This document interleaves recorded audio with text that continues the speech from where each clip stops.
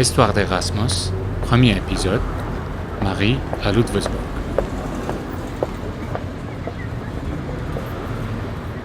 Dans le cadre de ma licence langue étrangère appliquée anglais-allemand, j'ai eu la chance de réaliser mon 5e semestre en Allemagne, et plus précisément dans la région du Bade-Wurtemberg. Je suis donc partie du mois d'octobre au mois de février à Ludwigsburg. Cette ville baroque d'environ 100 000 habitants se situe dans la banlieue nord de Stuttgart, la capitale du Land, au bord de la rivière du Neckar. À notre arrivée au 1er octobre, les autres étudiants internationaux et moi-même avons tout d'abord eu droit à 2 semaines d'intégration obligatoire, avant la rentrée en cours et l'arrivée des autres étudiants. Nous avons été très bien encadrés et accompagnés dans certaines tâches administratives indispensables, comme notre enregistrement au service de la mairie. Nous avons pu de cette façon découvrir tranquillement l'université et ses diverses activités sportives, culturelles ou encore sociales, les associations étudiantes étant là-bas très actives. Nous avons aussi pu explorer les environs du village universitaire, la ville de Ludwigsburg et la grande région du Bade-Wurtemberg. Nous nous sommes promenés dans le baroque Residenzschloss de Ludwigsburg, heureux de nous perdre dans ces magnifiques jardins et de nous laisser porter, au fil de l'eau, dans la ville de Tübingen.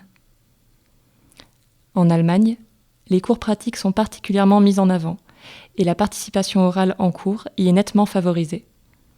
Les exposés, par exemple, sont très fréquents et sont souvent le prélude de débats passionnés entre les élèves. Nous étions ainsi encouragés à nous forger notre propre opinion et à l'exprimer, les professeurs jouant souvent un rôle de médiateur. J'ai pu observer combien la relation entre professeurs et élèves était plus proche qu'en France. Si le tutoiement n'est pas la règle, les enseignants et les étudiants ont tout de même l'habitude de s'entretenir d'égal à égal.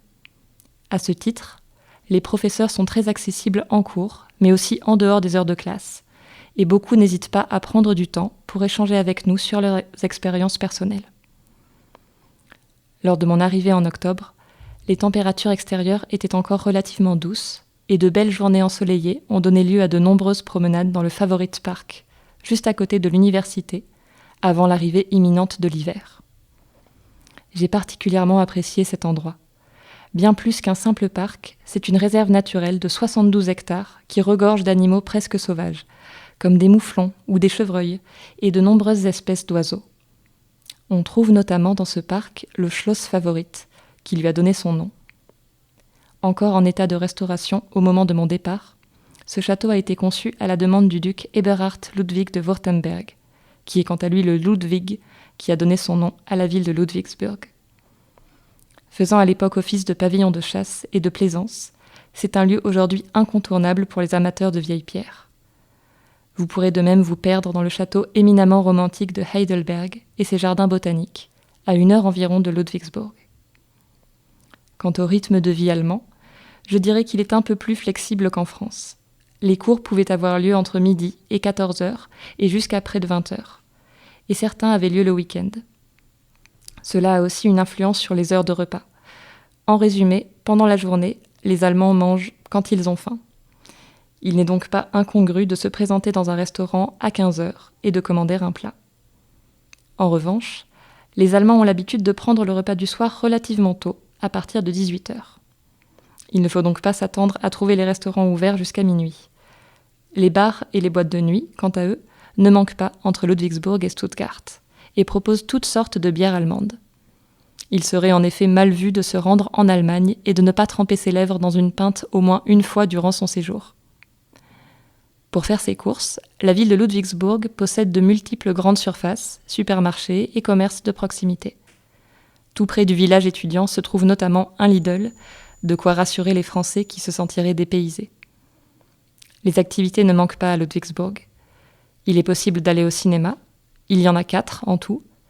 Autrement, à Stuttgart, vous trouverez tout ce que vous désirez.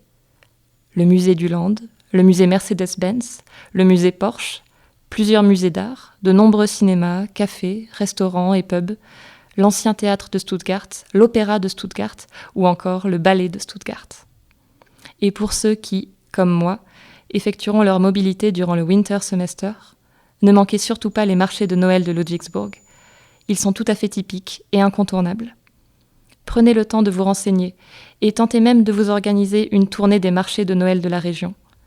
Je recommande pour ma part le marché de Noël médiéval d'Esslingen, où vous pourrez voir la magie de Noël prendre vie sous vos yeux en un clin d'œil. Autre moment incontournable, la fête de la bière et la fête du printemps. La fête de la bière de Stuttgart, qui a lieu chaque année en automne, est la deuxième plus grande fête foraine du pays. Au programme, manège à sensations fortes et attractions en tout genre. De nombreux stands, des spécialités allemandes, dont de délicieux fruits nappés de chocolat, et des chapiteaux décorés de manière superbe qui offrent une ambiance festive et unique. La fête du printemps, quant à elle, version printanière et champêtre de la fête de la bière de l'automne, a lieu généralement entre avril et mai. Mais que vous songiez à vous rendre à l'une ou à l'autre, surtout ne sortez jamais sans votre tenue traditionnelle. Lors de la période estivale, de nombreux festivals de musique ont lieu à Ludwigsburg, qui proposent un programme culturel très varié, tourné à la fois vers la danse, la musique classique, le théâtre et la littérature. Je tire un bilan très positif de mon séjour en Allemagne. Ce séjour a confirmé une fois de plus mon opinion sur l'apprentissage d'une langue. Il est des choses que les cours de langue et de civilisation ne permettront jamais d'appréhender pleinement, et rien ne remplace une expérience en immersion totale dans le pays. Par ailleurs, cette expérience m'a fait grandir sur le plan personnel. J'ai pu me découvrir et développer ma personnalité. J'ai surtout gagné en autonomie, et sur le plan relationnel, je me sens davantage tolérante et ouverte aux autres. Je pense avoir créé plusieurs belles amitiés, avec des personnes d'horizons très lointains que je n'aurais jamais eu l'occasion de rencontrer si je n'étais pas partie à l'étranger. J'espère avoir la possibilité de revoir ces personnes dans les années à venir. De plus, ce voyage a été évidemment riche sur le plan culturel. J'étais déjà partie en Rhénanie-Westphalie du Nord, il y a quelques années, pendant une durée de 6 mois en famille d'accueil. J'avais donc déjà eu un premier aperçu de l'Allemagne, de ses habitants et de ses coutumes. Mais cette nouvelle expérience, dans un tout autre contexte, m'a apporté un nouvel éclairage sur ce pays. Même si je suis restée sur le même continent et que je n'ai pas eu à changer de fuseau horaire, pour moi, aucun doute possible. L'Allemagne est proche de la France, seule une frontière les sépare, mais sa culture diffère de la culture française par bien des petits détails que j'ai été infiniment heureuse de pouvoir découvrir grâce à Erasmus.